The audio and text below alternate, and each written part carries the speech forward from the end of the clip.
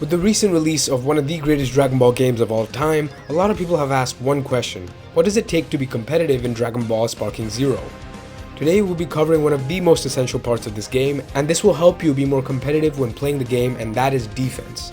Defense has 4 essential components, and that is guarding, evading, movement, and finally perception or counters. First up is guarding. Guarding is activated by pressing down the B button on the Xbox or circle button on the PS. Guarding helps reduce any damage taken by you to basically nothing if activated. There's a feature called auto guarding, which is typically automatically turned on. This is definitely going to be one of the most important tools and very helpful for beginners. However, if you want to play at a higher competitive level, turning off auto guard is recommended, as it allows you to do a lot more when it comes to movement and defense as well. Guarding is typically paired with other defensive mechanics that we will discuss later in this video, such as perception and evasion, which brings us to our next defensive mechanic. Next up is evasion. Evasion is probably, if not the most important defensive tool in all of Dragon Ball Sparking Zero. It's what makes our fights seem so much more exciting, fast-paced, and straight from the anime. You've probably already seen the clips online of people endlessly vanishing each other. Evasion is activated by clicking the same button as the guard button, B on the Xbox or circle on the PS, right before your opponent hits you. This allows you to teleport right behind them. This technique helps you evade a lot of attacks mid-combo or even combo starting attacks. So if you're being hit by a big string combo, try to time when you hit your block button so you can vanish behind them and launch a counter attack while avoiding all the damage they can inflict on you instead. Next up is movement. Now you're probably wondering that hey, there's no way movement is actually a defensive mechanic, right? There's 3 essential parts of movements that I'll discuss today that'll help you when defending in Sparking Zero. The first one is short dash, the second one is lateral movement, and finally there is quick dash, or as I like to call it, burst dash. First up is short dash. Short dash is very crucial to avoid getting hit a lot of the time when coming into range. It not helps you avoid attacks, but it can also easily make your opponent whiff and easy to punish them when they make their mistake. Short dashes are also crucial to help close a distance, whether it be the long range or especially in the medium range, without taking any damage. If you want to close the distance without getting hit by ki blasts or any other attack, these dashes help significantly. The most important part of your movement in Sparking Zero is likely going to be lateral movement. This is when you move side to side in the short range against your opponent. As Sparking Zero is a 3D arena fighting game, this maneuver is significantly underrated. This is particularly because most fighting games are not meant to be 3D.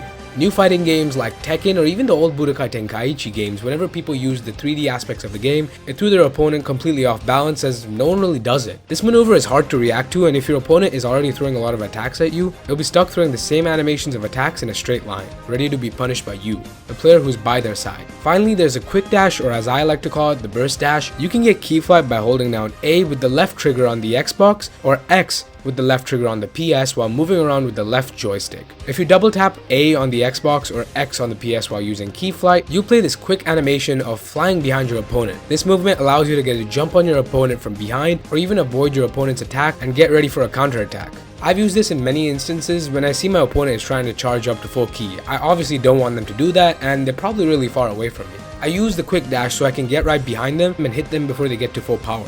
Finally, there's perceptions and counters. The reason I'm putting these 2 in the same category is these 2 do the same thing, which is try to push your opponent back once they hit you. Let's start with perception. Perception is probably the most important tool in Dragon Ball Sparking Zero. It costs you almost nothing, just a bit of ki, to push your opponent back. This can also help you launch a counter attack instantly. If you time your perception almost perfectly, you can activate a mechanic called Sonic Sway. You'll know when you get Sonic Sway because it'll trigger an animation of you doing a lot of high-paced dodges. Sonic Sway is practically perfect perception. It's activated when you trigger perception at the same time as your opponent's punch. In general, perception is mostly just like a counter. It helps you push back your opponent when they're hitting you.